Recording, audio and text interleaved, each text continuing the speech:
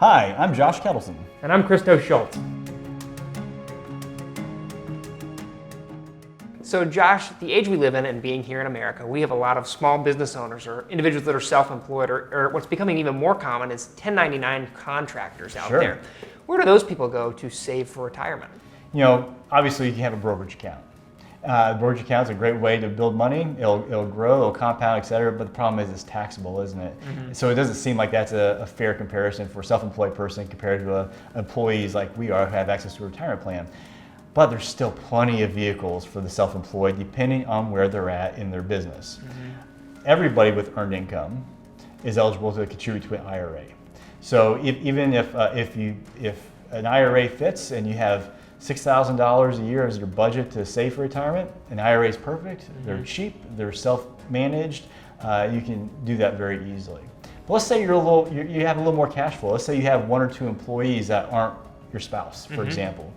There's other opportunities. So an IRA will get you so far, but a simple IRA can get you to the next level where you can save even more for yourself and for your employees. Mm-hmm. There's stipulations, of course, but that's another vehicle. Yep. And then there's the dump truck, where we can put a lot of money into an IRA, again, depending on how profitable your company is, through things like SEP IRAs, where you're able to put in quite a bit of money on a tax-deferred basis, where your company is able to do that on your behalf.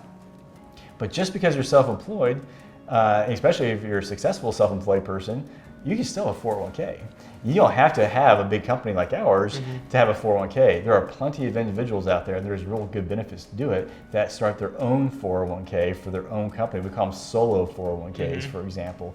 Again, more minutia, more paperwork, more legalities, but it's a great way to save a lot of money for retirement.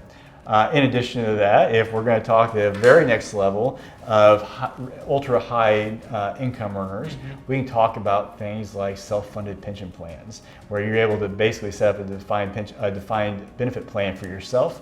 And there's so many legalities involved, I'm not going to get into here, but trust me, if you're self-employed, whether you have 1 employee, 10 employees, or 20 employees, as long as you're cash flow positive and you have the desire to retire, you can substantially replicate what any regularly employed person might have. Yeah, I mean, from my perspective, my experience with my clients that are self-employed or have a small workforce, they have more options and potentially bigger savings vehicles and the ability to park aside a lot more money and write off some contributions, if you will, through those plans. And so worth talking to someone. Everyone's situation is different, like we harp on all the time, but you can certainly still save for retirement regardless of whether you have your standard 401k that contributes 3% company match. And I want a lot of self-employed business owners, don't get hung up on the idea that, well, if I participate, I have to include my employees.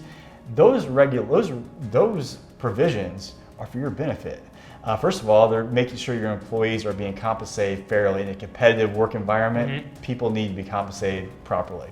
But that compensation you're providing your employees might be a benefit to your company in terms of how you pay them and what other taxes they might be subject to. So there's a lot of benefits beyond just your personal wealth accumulation, but there's real benefits to actually providing that to employees as well. Yep.